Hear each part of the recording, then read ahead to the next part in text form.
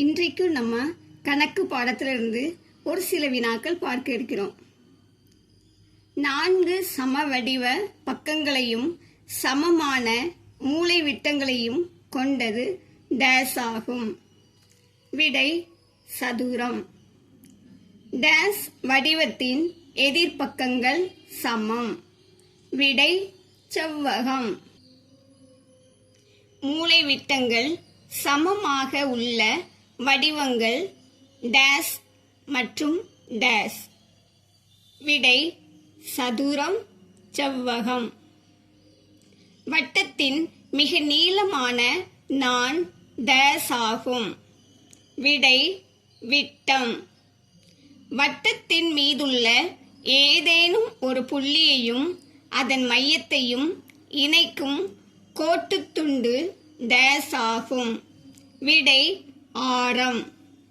வட்டத்தின் மீதுள்ள ஏதேனும் 2 முடிவு புள்ளிகளை இணைக்கும் கோட்டுத்துண்டு டேஸ் ஆகும். விடை நாண். ஆரத்தின் 2 மடங்கு டேஸ் ஆகும். விடை விட்டம். 8 சென்டிமீட்டர் ஆர அளவு கொண்ட வட்டத்தின் விட்டம் காண்க. விடை ஆரம் 8 சென்டிமீட்டர். விட்டம் கண்டுபிடிக்க நம்ம என்ன பண்ணணும்? கொடுக்கப்பட்ட ஆரத்துடன் 2ஆல பெருக்கணும். அப்போ விட்டம் சமம் 2 பெருக்கல் ஆரம். 2 ஆரம் எவ்வளவு கொடுத்துருக்காங்க? 8 சென்டிமீட்டர் பெருக்கல் 8. 8ஐயும் 2ஐயும் பெருக்குனா விடை 16 சென்டிமீட்டர். 76 சென்டிமீட்டர் விட்டம் கொண்ட வட்டத்தின் ஆரத்தை காண்க. விடை விட்டம் எவ்வளவு கொடுத்துருக்காங்க? 76 சென்டிமீட்டர். நம்மளுக்கு இப்போ ஆரம் கேட்டிருக்காங்க. ஆரம் கண்டுபிடிக்க விட்டத்துல பாதி தான் ஆரம். அப்போ விட்டம் வகுத்தல் 2. விட்டம் எவ்வளவு கொடுத்துருக்காங்க? 76 சென்டிமீட்டர் பை 2. 76ஐயும் 2ஐயும் வகுத்தா நமக்கு விடை 38. அப்போ ஆரம் 38 சென்டிமீட்டர். நாற்கரத்தோடைய சுற்றளவு காண்க. இந்த நாற்கரத்தின் அளவு பாருங்க. A B 3 centimetre, B C 6 centimetre, C D 8 centimetre, D A 2 centimetre. இதனுடைய சுற்றளவை தான் நம்ம பார்க்க இருக்கிறோம். விடை நாற்கரத்தின் சுற்றளவு. சுற்றளவு கேட்டாலே சுற்றியுள்ள எல்லா அளவுகளையும் சேர்த்து கூட்டி கிடைக்கும் விடைதான் சுற்றளவு.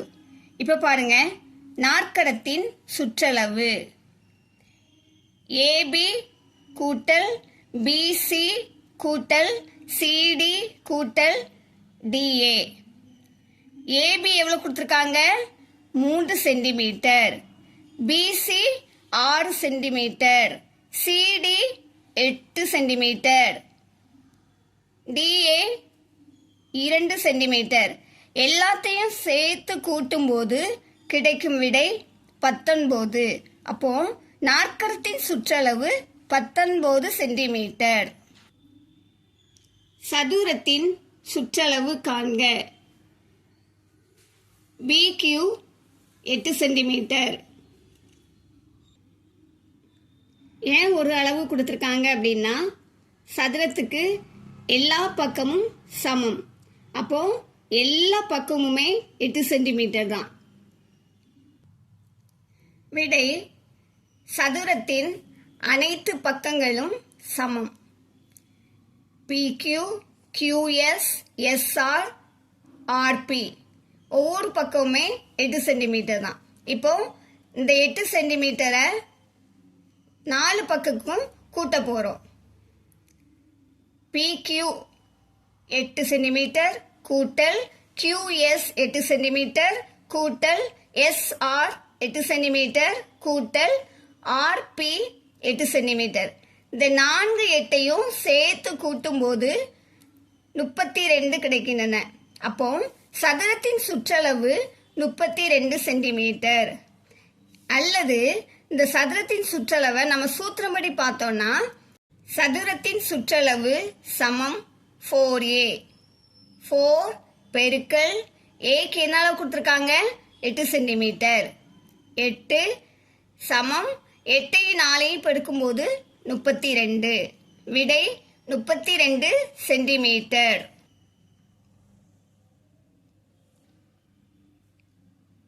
செவ்வகத்தின் சுற்றளவு காண்க. இந்த செவ்வகத்துக்கு கொடுக்கப்பட்ட அளவை பாருங்க.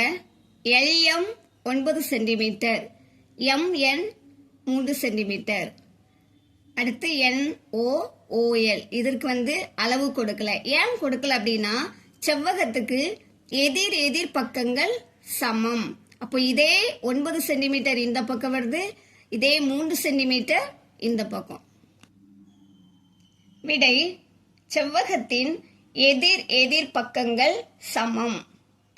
சுற்றளவு LM கூட்டல் MN கூட்டல் NO கூட்டல் OL. இந்த LMக்கு என்ன அளவு கொடுத்துருக்காங்க? 9 சென்டிமீட்டர்.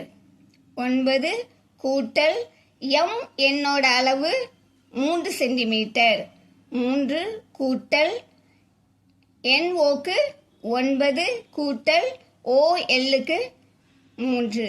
அப்போ இந்த 4 அளவுகளையும் கூட்டும்போது நமக்கு 24 கிடைக்கின்றன.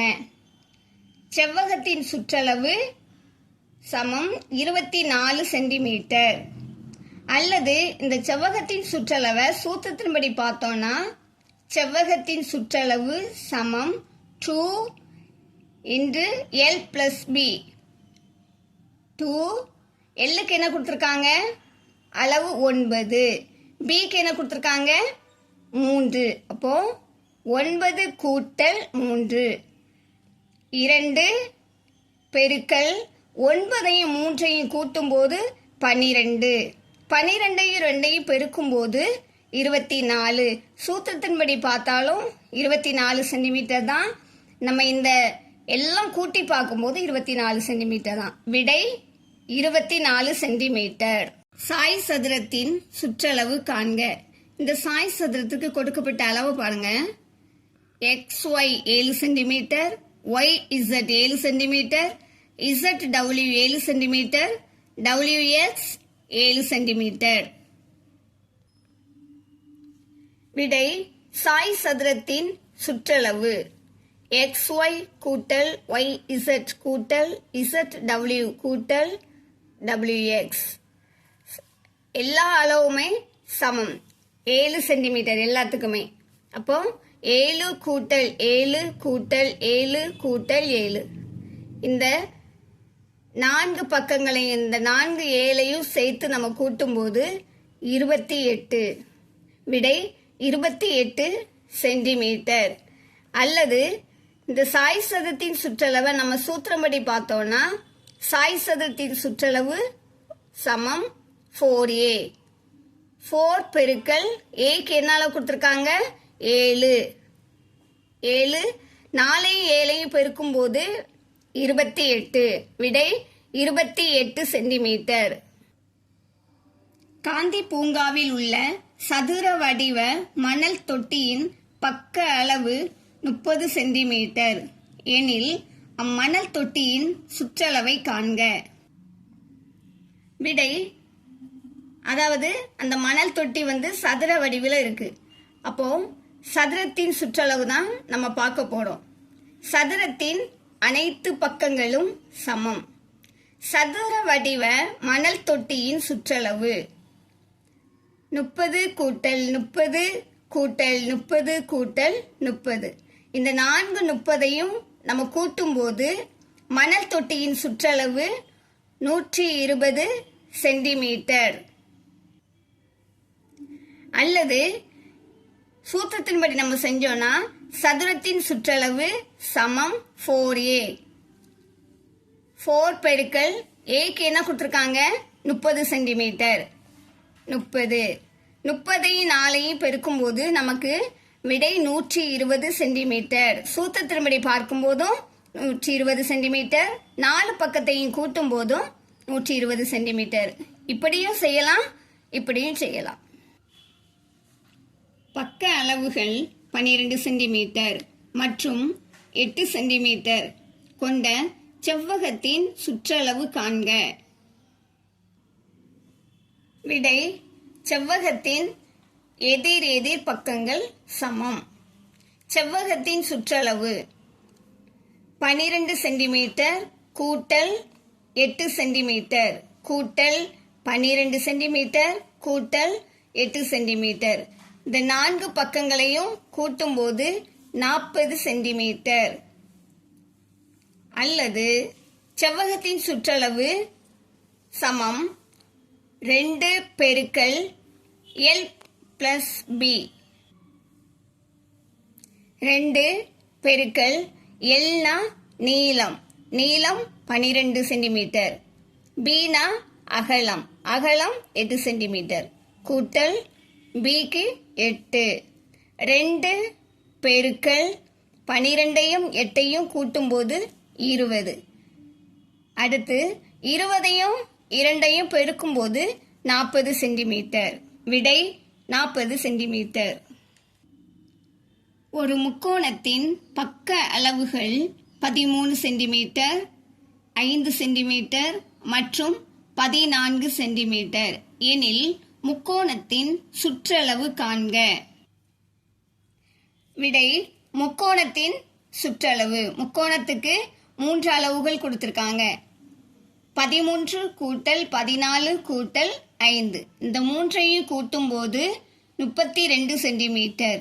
விடை முக்கோணத்தின் சுற்றளவு 32 சென்டிமீட்டர்.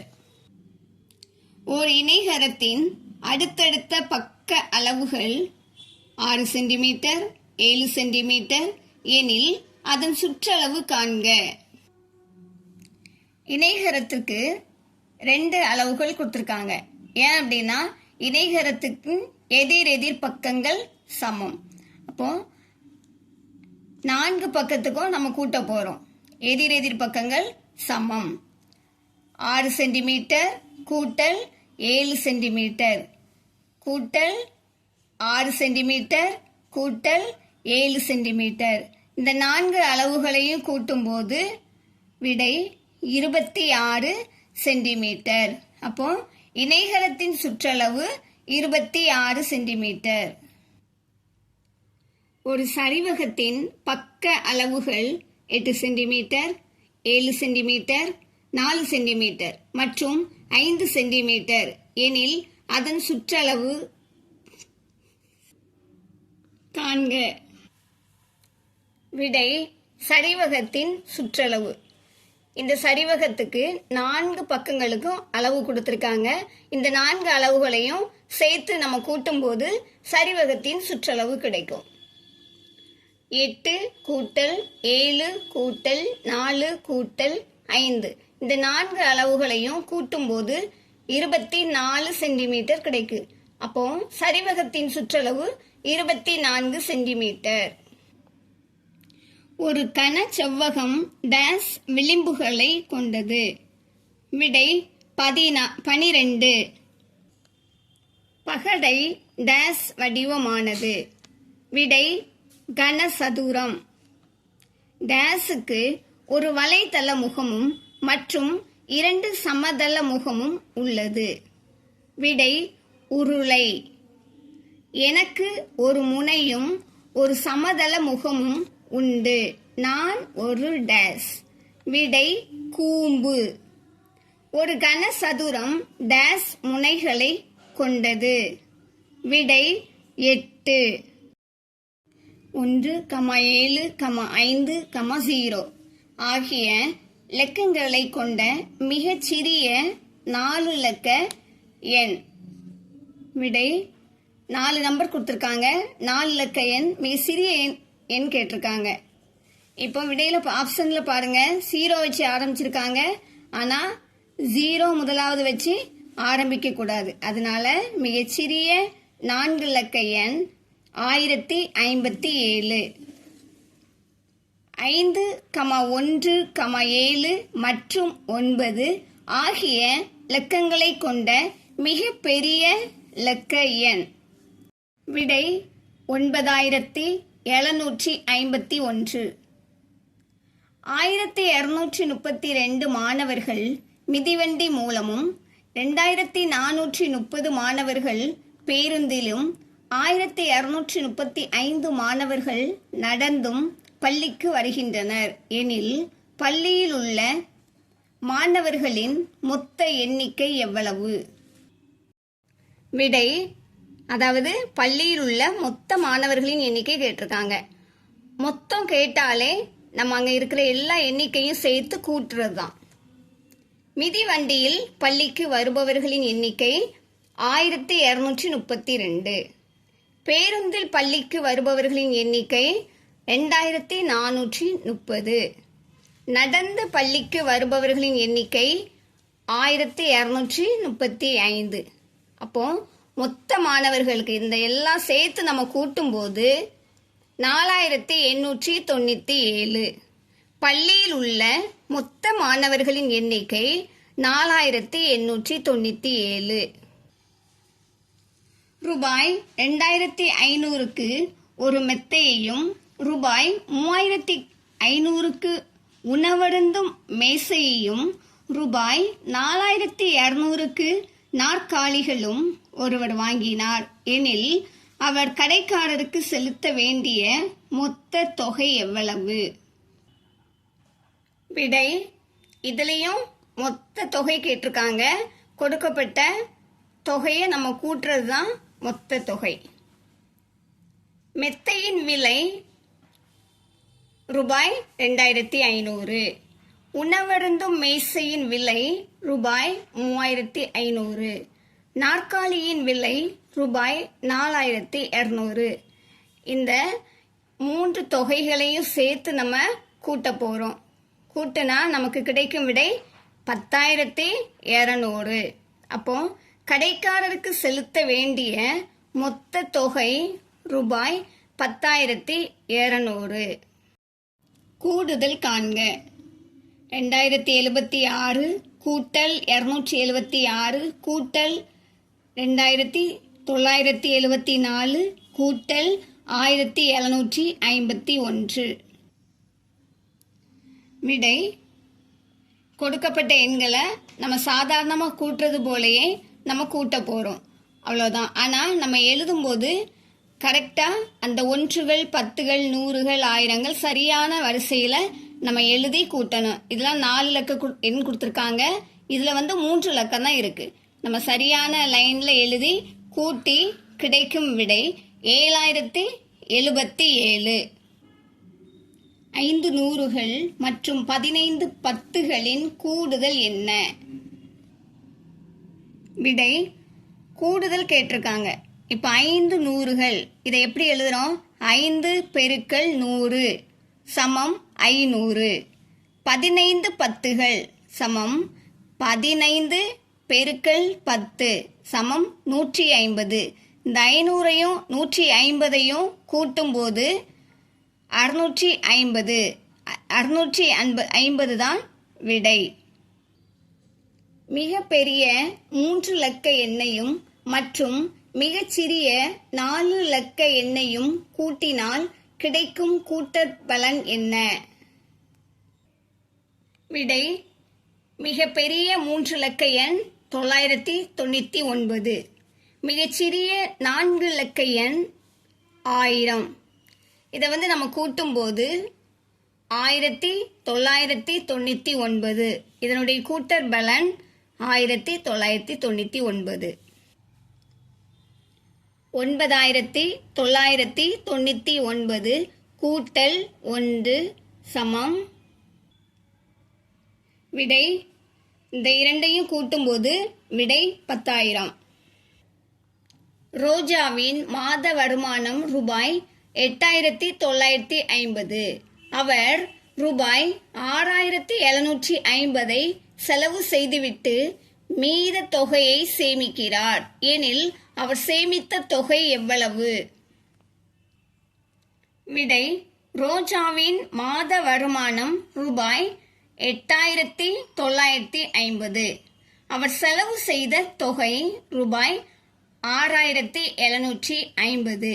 அப்போ ரோஜா இதில் சேமித்த தொகை எவ்வளவுனா நம்ம இதுலேருந்து கழிக்க போகிறோம். ரெண்டையும் கழிக்கும் போது 2200. அப்போ ரோஜா சேமித்த தொகை ரூபாய் 2200. இரு எண்களின் கூடுதல் 7036. ஒரு எண் 3168 எனில் மற்றொரு எண்ணை காண்க. விடை மற்றொரு எண் எக்ஸ் என்க. எக்ஸ் கூட்டல் 3168 சமம் 7036. எக்ஸ் சமம் 7036.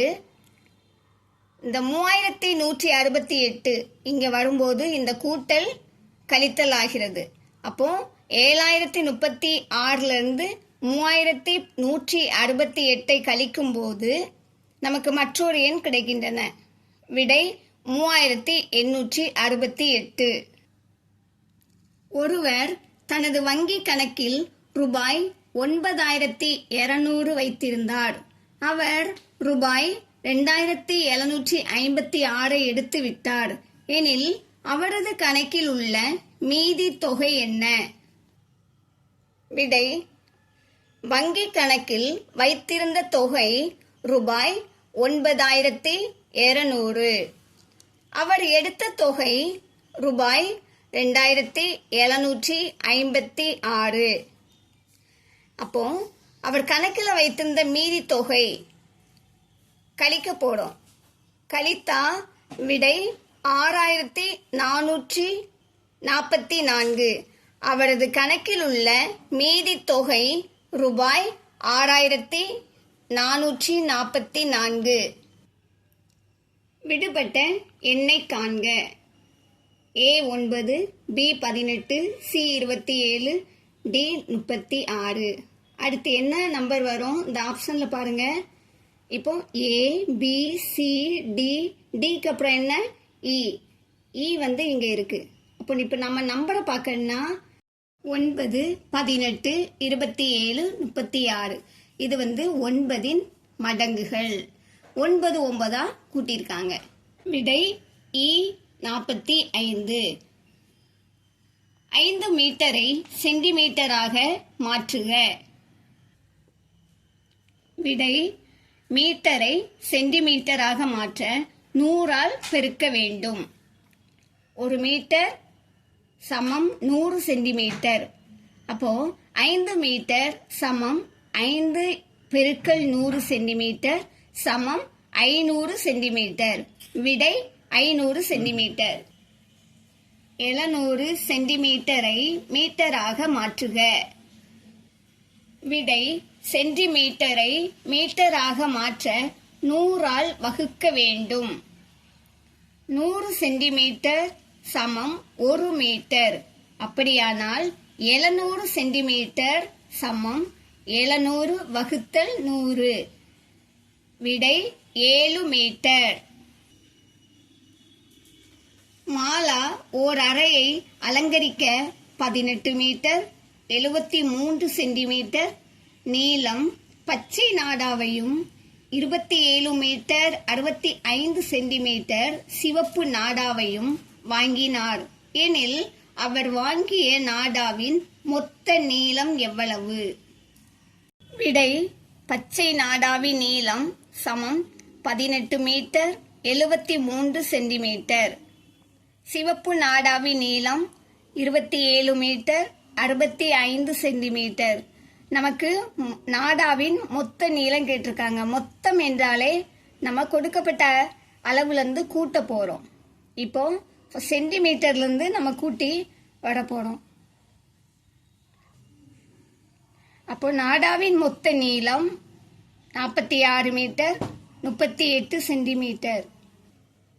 லதா 42 மீட்டர் 52 சென்டிமீட்டர் நீளமுள்ள கயிற்றை வாங்கினாள். குதிரை கட்டுவதற்கு அவள் 17 மீட்டர் 15 சென்டிமீட்டர் நீளமுள்ள கயிற்றை பயன்படுத்தினாள் எனில் மீதமுள்ள கயிற்றின் நீளம் என்ன? லதா வாங்கிய கயிறு 42 மீட்டர் 52 சென்டிமீட்டர். குதிரை கட்ட பயன்படுத்தியது 17 மீட்டர் 15 சென்டிமீட்டர். இப்போ நமக்கு மீதமுள்ள கயிறு கேட்டிருக்காங்க. மீதி கேட்டாலே நம்ம கழிக்க தான் போகிறோம். ஃபஸ்ட்டு நம்ம சென்டிமீட்டர்லேருந்து கழிச்சு வர்றோம். அப்போது மீதமுள்ள கயிற்றின் நீளம் 25 மீட்டர் 37 சென்டிமீட்டர். இது விடை. நான் ஒரு துணிக்கடையில் 125 மீட்டர்கள் ஆரஞ்சு நிற துணியையும் 50 மீட்டர்கள் மஞ்சள் நிற துணியையும் வாங்கினேன். 13 மீட்டர்கள் ஆரஞ்சு நிற துணியும் 12 மீட்டர்கள் மஞ்சள் நிற துணியும் பயன்படுத்தினேன். மீதமுள்ள மொத்த துணியின் அளவை காண்க. விடை. வாங்கிய ஆரஞ்சு நிற துணி 125 மீட்டர். பயன்படுத்திய ஆரஞ்சு துணி 13 மீட்டர். மீதமுள்ள ஆரஞ்சு துணி, அதாவது என்ன பண்ணனா, வாங்கிய ஆரஞ்சு நிற துணியிலிருந்து பயன்படுத்திய ஆரஞ்சு நிற துணியை கழிக்கிறோம். 125லேருந்து 13 கழிச்சா 112 மீட்டர். அப்போ இது மீதமுள்ள ஆரஞ்சு துணி அளவு. அதே போல அடுத்து மஞ்சள் நிற துணியை பார்க்குறோம். வாங்கிய மஞ்சள் நிற துணி 50 மீட்டர். பயன்படுத்திய மஞ்சள் துணி 12 மீட்டர். மீதமுள்ள மஞ்சள் துணி, வாங்கிய மஞ்சள் நிற துணியிலேருந்து பயன்படுத்தியதை கழிக்க போகிறோம். 50 மீட்டர் கழித்தல் 12 மீட்டர். 50லேருந்து 12 கழிச்சா 38 மீட்டர். இது மீதமுள்ள மஞ்சள் துணி. இப்போ நமக்கு என்ன கேட்டிருக்காங்கன்னா, மீதமுள்ள மொத்த துணி, அதாவது ஆரஞ்சு துணியில் நமக்கு வந்தது 112 மீட்டர் கூட்டல் மஞ்சள் துணியில் உள்ள மீட்டர் 38 மீட்டர். இந்த ரெண்டையும் கூட்டினா 150 மீட்டர். இது மீதமுள்ள மொத்த துணியின் அளவு. 2 தென்னை மரங்களுக்கு இடைப்பட்ட தொலைவு 70 மீட்டர் 35 சென்டிமீட்டர். சுல்தான் முதல் மரத்திலிருந்து 2வது மரம் வரை நடந்து விட்டு பிறகு முதல் மரத்திற்கு திரும்புகிறார் எனில் எவ்வளவு தூரத்தை அவர் கடந்தார்? விடை. சுல்தான் 2வது மரத்திற்கு சென்ற தூரம் 70 மீட்டர் 35 சென்டிமீட்டர். சுல்தான் திரும்ப முதல் மரத்திற்கு திரும்பிய தூரம் 70 மீட்டர் 35 சென்டிமீட்டர். இப்போ மொத்த தூரம் கேட்டிருக்காங்க. அதுக்கு நம்ம என்ன பண்ணணும்? 2 அளவையும் கூட்ட போகிறோம். ஃபஸ்ட்டு நம்ம சென்டிமீட்டர்லேருந்து கூட்டுறோம். அப்போ விடை 140 மீட்டர் 70 சென்டிமீட்டர். இது மொத்த தூரம். ராஜு தனது செயல் திட்டத்திற்காக 13 மீட்டர் 25 சென்டிமீட்டர் நாடாவை உபயோகப்படுத்தினார். அவர் 20 மீட்டர் நாடா வாங்கியிருந்தால் அவரிடம் மீதமுள்ள நாடாவின் நீளம் என்ன? விடை. ராஜு வாங்கின மொத்த நாடா 20 மீட்டர். உபயோகித்த நாடா 13 மீட்டர் 25 சென்டிமீட்டர். மீதமுள்ள நாடா, அதாவது ராஜு வாங்கின மொத்த நாடா 20 மீட்டர் கழித்தல் உபயோகித்த நாடா 13 மீட்டர் 25 சென்டிமீட்டர். இப்போ 20 மீட்டர்லேருந்து 13 சென்டிமீட்டர் 25 சென்டிமீட்டரை நம்ம கழிக்கிறோம். 20 மீட்டர், இங்கே நம்ம சென்டிமீட்டரில் 2 0 போட்டுக்கிறோம். அதுக்கப்புறமா கழித்தல் 13 மீட்டர் 25 சென்டிமீட்டர். இதை நம்ம கழிச்சோன்னா மீதமுள்ள மொத்த நாடா 6 மீட்டர் 75 சென்டிமீட்டர். பேருந்து நிலையத்திற்கும் பள்ளிக்கூடத்திற்கும் இடைப்பட்ட தூரம் 81 மீட்டர் 40 சென்டிமீட்டர் மற்றும் பள்ளிக்கூடத்திற்கும் கோவிலுக்கும் இடைப்பட்ட தூரம் 20 மீட்டர் 10 சென்டிமீட்டர்.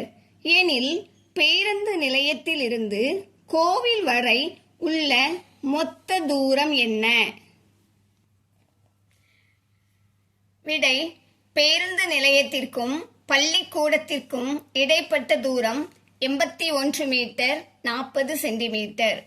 பள்ளிக்கூடத்திற்கும் கோவிலுக்கும் இடைப்பட்ட தூரம் 20 மீட்டர் 10 சென்டிமீட்டர். இப்போ பேருந்து நிலையத்திற்கும் கோவிலுக்கும் உள்ள மொத்த தூரம் கேட்டிருக்காங்க. மொத்த தூரம் கேட்டா என்ன பண்ணணும்? கொடுக்கப்பட்ட தூரத்துல இருந்து நம்ம கூட்ட தான் போறோம். 81 மீட்டர் 40 சென்டிமீட்டரையும் 20 மீட்டர் 10 சென்டிமீட்டரையும் கூட்டுறோம். ஃபர்ஸ்ட் நம்ம சென்டிமீட்டர்ல இருந்து கூட்டிட்டு வர போறோம். அப்படி கூட்டும் போது மொத்த தூரம் 101 மீட்டர் 50 சென்டிமீட்டர். இது பேருந்து நிலையத்திற்கும் கோவில் வரை உள்ள மொத்த தூரம் 101 மீட்டர் 50 சென்டிமீட்டர். அருளிடம் 4 மீட்டர் நீளமான மரத்துண்டு இருந்தது. அதை அவர் 2 சம நீளமுள்ளதாக வெட்ட விரும்பினார். எனில் வெட்டிய ஒவ்வொரு துண்டின் நீளத்தையும் மில்லி மீட்டரில் எழுதுக. விடை: அருளிடம் இருந்த மரத்துண்டின் நீளம் 4 மீட்டர். 2 சம நீளம் 2 மீட்டர் பெருக்கல் 2 மீட்டர். ஒரு துண்டின் நீளம் 2 மீட்டர். இப்ப நமக்கு விடை மில்லி மீட்டர்ல கேட்டிருக்காங்க. அதனால மில்லி மீட்டரா மாத்தணும். அப்போ 1 மீட்டர் சமம் 1000 மில்லி மீட்டர். அப்படியானால் 2 மீட்டர் சமம் 2 × 1000. 2ஐயும் 1000ஐயும் பெருக்கும் போது 2000 மில்லி மீட்டர். விடை 2000 மில்லி மீட்டர். அமுதாவிற்கு தைக்க தெரியும். அவள் 10 மீட்டர் நீளமுள்ள துணி வாங்கினாள். அவள் 4 திரைச்சீலைகள் தைக்க வேண்டும். ஒவ்வொரு திரைச்சீலையும் 160 சென்டிமீட்டர் உயரம் இருக்க வேண்டும். துணி மீதம் இருந்தால் எவ்வளவு துணி மீதம் இருக்கும்? மொத்த துணி நீளம் 10 மீட்டர். ஏனெனில் 1 மீட்டர் சமம் 100 சென்டிமீட்டர். அப்போ 10ஐயும் 100ஐயும் பெருக்குனா 1000 சென்டிமீட்டர். அமுதா தைக்க வேண்டிய திரைச்சீலை 4.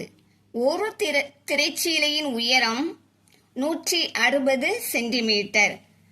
அப்படியானால் 4 திரைச்சீலைகளின் உயரம் 160 பெருக்கல் 4. 160ஐயும் 4ஐயும் பெருக்கும் போது 640 சென்டிமீட்டர். மீதமுள்ள துணியின் நீளம் 1000 இருந்து 640 கழிக்கும் போது 360 சென்டிமீட்டர் நமக்கு கிடைக்கிறது. அப்போ மீதமுள்ள துணியின் நீளம் 360 சென்டிமீட்டர். ரவி என்பவர் 8:30 முற்பகல் பள்ளியை அடைகிறார் மற்றும் பிரபு என்பவர் 30 நிமிடத்திற்கு பிறகு பள்ளியை அடைகிறார் என்றால் பிரபு என்பவர் பள்ளியை சென்றடையும் நேரம் என்ன? ரவி பள்ளியை அடையும் நேரம் 8:30 முற்பகல். 30 நிமிடத்திற்கு பிறகு பிரபு பள்ளியை அடையும் நேரம் 8:30 மணி கூட்டல் 30 நிமிடம் 9 மணி முற்பகல். ஒரு பள்ளியில் ஒவ்வொரு வகுப்பறையிலும் 24 மேசைகள் உள்ளன. அப்பள்ளியில் 18 வகுப்பறைகள் இருந்தால் மொத்த மேசைகளின் எண்ணிக்கையை கண்டறியவும். ஒவ்வொரு வகுப்பறையில் உள்ள மேசைகளின் எண்ணிக்கை 24. அப்படியானால் 18 வகுப்பறையில் உள்ள மேசைகளின் எண்ணிக்கை 18 பெருக்கல் 24. 18ஐயும் 24ஐயும் பெருக்கும்போது 432 கிடைக்கும். அப்போ மொத்த மேசைகளின் எண்ணிக்கை 432. ஒரு பெட்டியில் 25 ஆப்பிள்கள் உள்ளன. இது போன்ற 36 பெட்டிகளில் எத்தனை ஆப்பிள்கள் இருக்கும்? ஒரு பெட்டியில் உள்ள ஆப்பிள்களின் எண்ணிக்கை 25. அப்படியானால் 36 பெட்டியில் உள்ள ஆப்பிள்களின் எண்ணிக்கை 25 பெருக்கல் 36. 25ஐயும் 36ஐயும் பெருக்கும்போது 900 கிடைக்கின்றன. அப்போ மொத்த ஆப்பிள்களின் எண்ணிக்கை 900. ஒரு பாரா உந்தில் 125 மூட்டை அரிசிகள் உள்ளன. ஒவ்வொரு மூட்டையிலும் 9 கிலோகிராம் அரிசி இருந்தால் பாரா உந்தில் எவ்வளவு கிலோகிராம் அரிசிகள் இருக்கும்? விடை: பாரா உந்தில் உள்ள அரிசிகளின் மூட்டை 125. ஒவ்வொரு மூட்டையிலும் உள்ள அரிசி 9 கிலோகிராம். பாரா உந்தில் உள்ள அரிசிகளின் அரிசிகள் 125 பெருக்கல் 9. 125ஐயும் 9ஐயும் பெருக்கும்போது 1125 கிலோகிராம். ஒரு அறையில் 6 விசிறிகள் தேவைப்பட்டால் 9 அறைகளில் எத்தனை விசிறிகள் தேவைப்படும்? விடை: ஒரு அறைக்கு தேவையான விசிறி 6 விசிறிகள். அப்படியானால் 9 அறைக்கு தேவையான விசிறி 6 பெருக்கல் 9. 6ஐயும் 9ஐயும் பெருக்கும்போது 54 கிடைக்கும். 54 விசிறிகள். ஒரு பெட்டியில் 7 பேனாக்கள் உள்ளன. 5 பெட்டியில் எத்தனை பேனாக்கள் இருக்கும்? விடை: ஒரு பெட்டியில் உள்ள பேனாக்களின் எண்ணிக்கை 7. அப்படியானால் 5 பெட்டியில் உள்ள பேனாக்களின் எண்ணிக்கை 7 பெருக்கல் 5 35. 35 பேனாக்கள். விடை: ஒரு சாளரத்தில் தண்டுகளின் எண்ணிக்கை 9 ஆகும். 7 சாளரங்களில் மொத்தம் எத்தனை தண்டுகள் இருக்கும்? விடை: ஒரு சாளரத்தின் தண்டுகளின் எண்ணிக்கை 9. அப்படியானால் 7 சாளரத்தில் தண்டுகளின் எண்ணிக்கை 7 பெருக்கல் 9 63. விடை: 63 தண்டுகள். அடுத்த எண்ணை காண்க. 1, 7, 13, 19. அடுத்த எண்ணை கண்டுபிடிப்பதற்கு 1 கூட்டல் 6 சமம் 7. 7 கூட்டல் 6 சமம் 13. 13 கூட்டல் 6 சமம் 19. 19 கூட்டல் 6 சமம் 25. விடை: 25.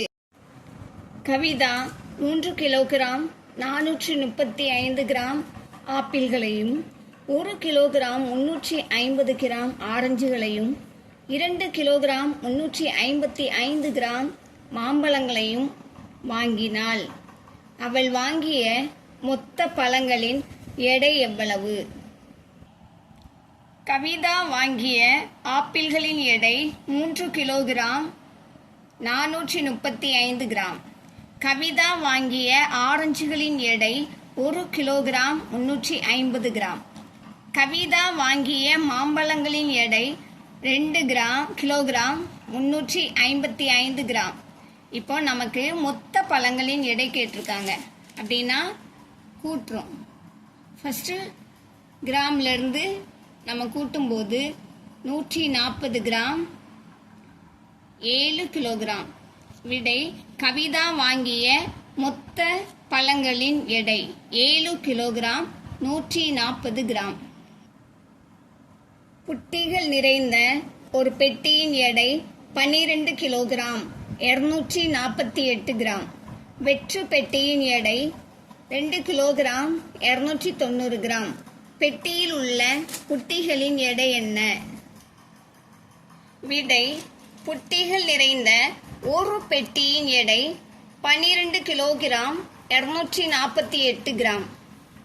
வெற்று பெட்டியின் எடை 2 கிலோகிராம் 290 கிராம்.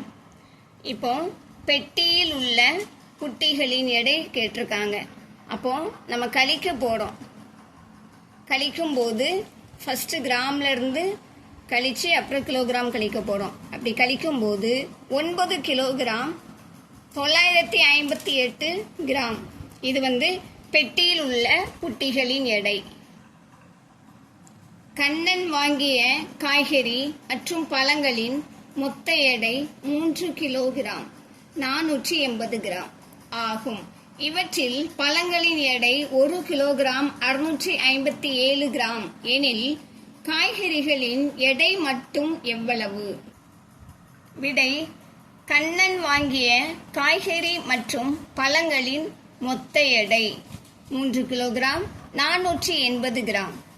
பழங்களின் எடை 1 கிலோகிராம் 657 கிராம்.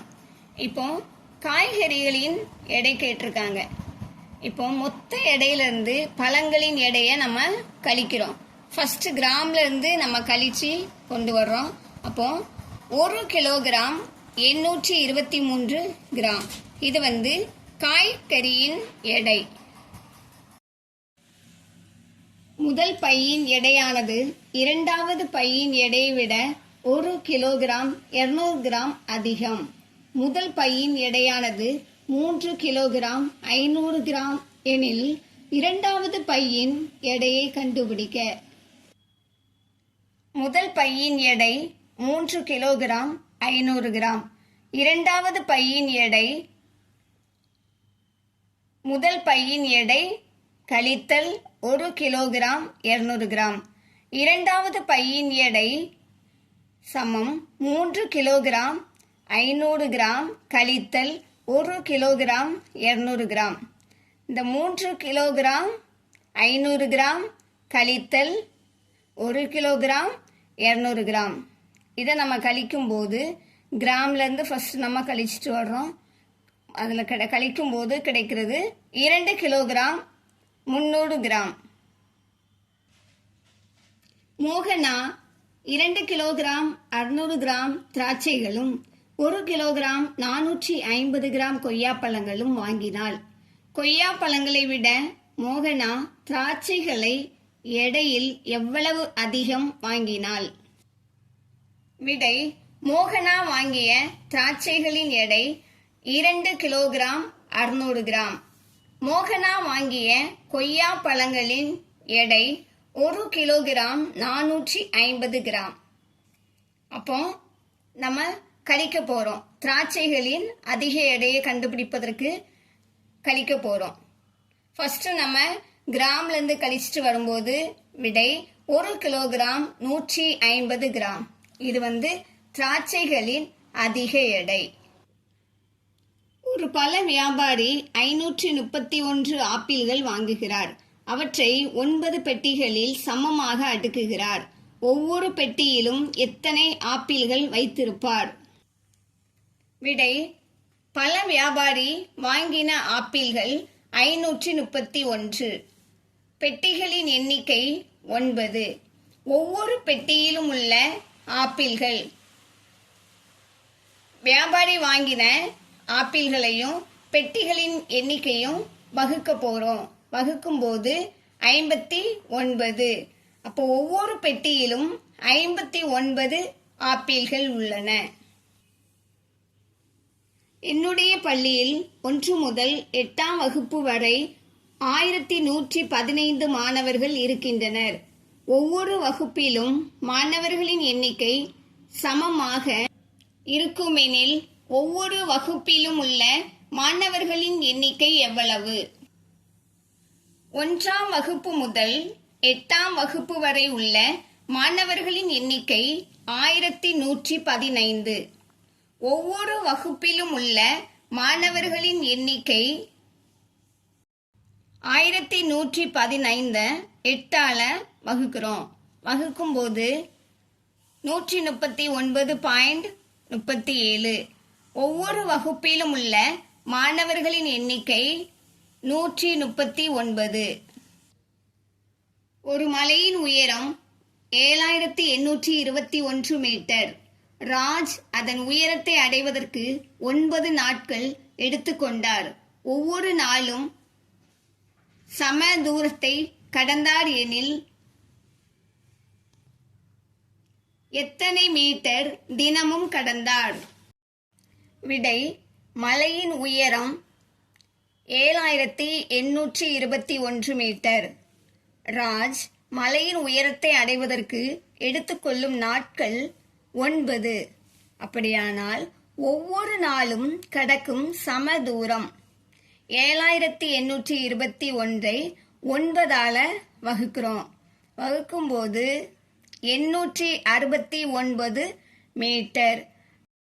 விடை: 869 மீட்டர். 7 பைகளில் 1787 கிலோகிராம் கோதுமை சரி சமமாக நிரப்பப்பட்டுள்ளது. ஒவ்வொரு பையின் எடை எவ்வளவு? விடை: கோதுமையின் எடை 1787 கிலோகிராம். மொத்த பைகள் 7. ஒவ்வொரு பையின் எடை 1787 7ஆல வகுக்கிறோம். வகுக்கும்போது 255.28 அதை 255 பையில எடை போடுறோம். விடை: 255 கிலோகிராம். ஒரு சுற்றுலா நிறுவனமானது கள பயணம் செல்வதற்கு தலா ரூபாய் 95 சேகரித்தன. 28 நபர்களிடம் சேகரித்த தொகையினை மதிப்பிடுக. கள பயணம் செல்வதற்காக ஒரு நபரிடம் சேகரித்த தொகை ரூபாய் 95. அப்படியானால் 28 நபர்களிடம் சேகரித்த தொகை 28ஐயும் 95ஐயும் பெருக்கிறோம். இந்த பெருக்கியிருக்கோம். விடை: 2660 ரூபாய். ராணியிடம் 1 லிட்டர் தேங்காய் எண்ணெய் இருந்தது. அதனை அவள் தன்னுடைய 5 நண்பர்களுடன் சமமாக பங்கிட்டு கொண்டாள் எனில் ஒவ்வொருவரும் எவ்வளவு பெறுவர்? விடை: ராணியிடம் இருந்த தேங்காய் எண்ணெய் 1 லிட்டர். அதாவது 1 லிட்டர் சமம் 1000 மில்லி லிட்டர். 5 நண்பர்களுடன் பங்கீடு. 1000 வகுத்தல் 5 சமம் 200 மில்லி லிட்டர். அப்படியானால் ஒவ்வொருவரும் 200 மில்லி லிட்டர் எண்ணெய் பெறுவர். ஒரு தேநீர் கோப்பை 2 லிட்டர் தேநீரை கொண்டுள்ளது. 500 மில்லி லிட்டர் கொள்ளளவு கொண்ட கோப்பைகளில் ஊற்றப்படும் எனில் எத்தனை கோப்பைகளை நிரப்ப முடியும்? விடை: ஒரு தேநீர் கோப்பையில் உள்ள தேநீரின் அளவு 2 லிட்டர். 2 லிட்டர் சமம் 2000 மில்லி லிட்டர். 500 மில்லி லிட்டர் கொள்ளளவு கொண்ட கோப்பைகளில் ஊற்றப்படும் போது 2000ஐ 500ஆல வகுக்கிறோம். அப்படி வகுக்கும்போது 4. அப்போ 4 கோப்பைகளில் நிரப்ப முடியும். ராமிடம் 1 லிட்டர் பழச்சாறு புட்டி இருந்தது. தன்னுடைய நண்பனுக்கு 100 மில்லி லிட்டர் பழச்சாறு கொடுத்தான் எனில் அவனிடம் மீதம் இருக்கும் பழச்சாறு எவ்வளவு? விடை: ராமிடம் இருந்த பழச்சாறின் புட்டி 1 லிட்டர். 1 லிட்டர் சமம் 1000 மில்லி லிட்டர். நண்பனுக்கு கொடுத்த பழச்சாறின் அளவு 100 லிட்டர். ராமிடம் மீதம் இருக்கும் பழச்சாறு 1000 கழித்தல் 100 900 மில்லி லிட்டர். சர்மாவின் குடும்பத்திடம் 2 பக்கெட்டுகள் இருந்தன. ஒரு பக்கெட்டின் கொள்ளளவு 4 லிட்டர் 450 மில்லி லிட்டர், மற்றொன்று 5 லிட்டர் 180 மில்லி லிட்டர் ஆகும். 2 பக்கெட்டுகளின் கொள்ளளவு எவ்வளவு? விடை: முதல் பக்கெட்டின் கொள்ளளவு 4 லிட்டர் 450 மில்லி லிட்டர். இரண்டாவது பக்கெட்டின் கொள்ளளவு 5 லிட்டர் 180 மில்லி லிட்டர். இப்போ மொத்த பக்கெட்டின் கொள்ளளவு பார்க்கும்போது ரெண்டையும் கூட்ட போடும். இங்கே மில்லி லிட்டர்லேருந்தே நம்ம கூட்டிட்டு வரும்போது 9 லிட்டர் 630 மில்லி லிட்டர். இது மொத்த பக்கெட்டின் கொள்ளளவு.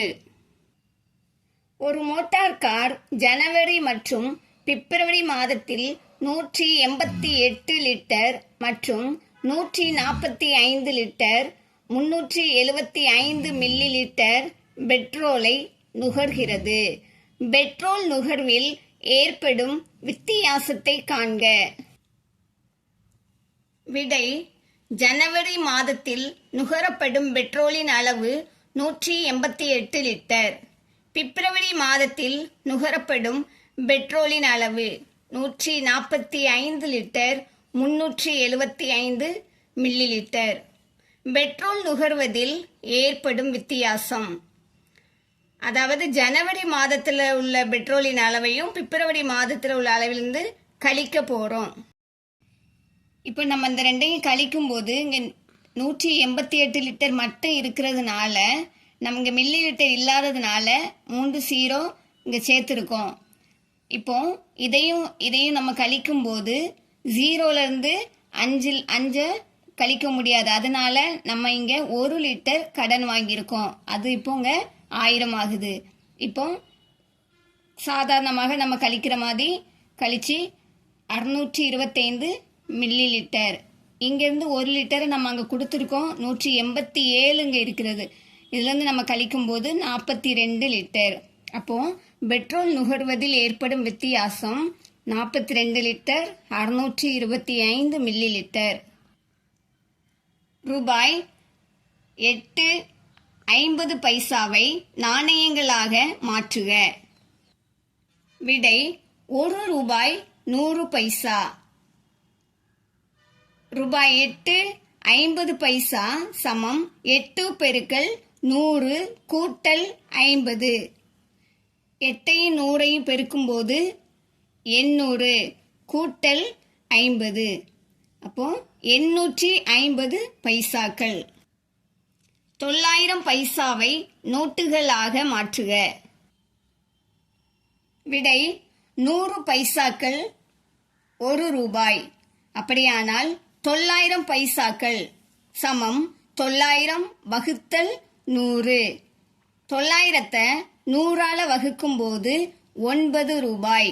விடை: 9 ரூபாய். நந்தகுமார் 10 லிட்டர் பெட்ரோலுக்கான தொகையாக ரூபாய் 750 செலவழித்தார் எனில் 1 லிட்டர் பெட்ரோலின் விலை என்ன? விடை: 10 லிட்டர் பெட்ரோலின் விலை ரூபாய் 750. அப்படியானால் 1 லிட்டர் பெட்ரோலின் விலை 750 வகுத்தல் 10. 750 10ஆல் வகுக்கும் போது 75 ரூபாய். 1 லிட்டர் பெட்ரோலின் விலை ரூபாய் 75. வியாபாரி ஒரு வேர்க்கடலை உருண்டையில் பல உட்பொருட்களை பயன்படுத்தி தயாரிக்கிறார். உட்பொருட்களின் விலையையும் சேர்த்து உருண்டை விற்கிறார். உருண்டையின் அசல் விலை ரூபாய் 20.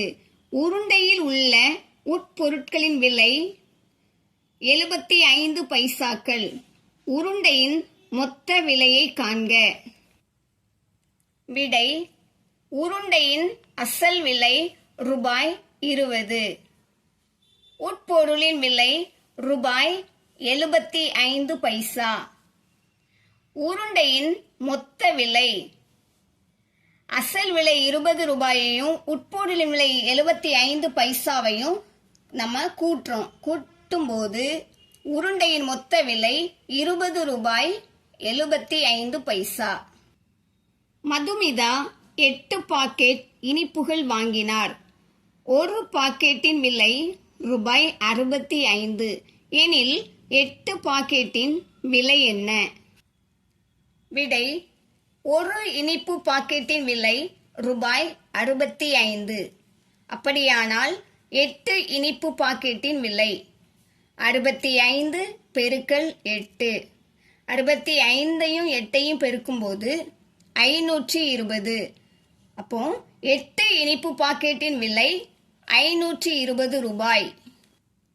செல்வம் காய்கறி கடைக்கு சென்று வெங்காயம் ரூபாய் 10.50 பைசாவுக்கும் வெள்ளரிக்காய் ரூபாய் 8.75 பைசாவுக்கும் வாங்கினான். கடைக்காரரிடம் ரூபாய் 20 கொடுத்தான். எனில் அவன் பெற்ற மீதி தொகை எவ்வளவு? விடை: செல்வம் வாங்கிய வெங்காயத்தின் விலை ரூபாய் 10.50 பைசா. செல்வம் வாங்கிய வெள்ளரிக்காயின் விலை ரூபாய் 8.75 பைசா. இப்போ இந்த ரெண்டையும் நம்ம கூட்டும்போது வெங்காயத்தின் விலையும் வெள்ளரிக்காயின் விலையும் நம்ம கூட்டும்போது 19 ரூபாய் 25 பைசா. செல்வம் கடைக்காரரிடம் கொடுத்த தொகை ரூபாய் 20. இப்போ நம்ம மீதி தொகை பார்க்கும்போது வெங்காயம் வெள்ளரிக்காய் வாங்கின விலை 19 ரூபாய் 25 பைசாவை நம்ம கொடுத்த ரூபாயிலிருந்து கழிக்கும் போது 75 பைசா. அப்போ மீதி தொகை 75 பைசா. குப்பன் தன்னிடம் இருந்த ரூபாய் 50 ரூபாய் 24.50 பைசாவுக்கு கரிக்கோலும் ரூபாய் 6.50 பேனாவும் வாங்கினான். அவன் வாங்கிய பொருளின் கூடுதல் மற்றும் மீதமுள்ள தொகையை காண்க. விடை: குப்பனிடம் இருந்த தொகை ரூபாய் 50. குப்பன் வாங்கிய கரிக்கோலின் விலை ரூபாய் 24.50 பைசா. குப்பன் வாங்கிய பேனாவின் விலை ரூபாய் 6.50 பைசா. இப்போ கரிக்கோலின் விலையும் பேனாவின் விலையும் கூட்டும்போது 31 ரூபாய் நமக்கு கிடைக்கின்றன. இது வாங்கின பொருளின் கூடுதல் விலை. இப்போ மீதமுள்ள தொகை குப்பனிடம் இருந்த தொகை ரூபாய் 50. 50 கூட அவன் வாங்கிய பொருளின் கூடுதலின் விலை 31 ரூபாய். 50 ரூபாயிலிருந்து 31 ரூபாயை கழிக்கும் போது மீதமுள்ள தொகை நமக்கு கிடைக்கின்றன. 50லிருந்து 31 ரூபாயை கழிக்கும் போது 19 ரூபாய். இந்த 19 ரூபாய் தான் மீதமுள்ள தொகை. இதுபோல இன்னும் அநேக பயனுள்ள வீடியோக்கள் நம்ம சேனலில் வெளிவரும். பார்த்து பயன்பெறுங்க. ஷேர் பண்ணுங்க. சப்ஸ்கிரைப் பண்ணிக்கோங்க. தேங்க்யூ.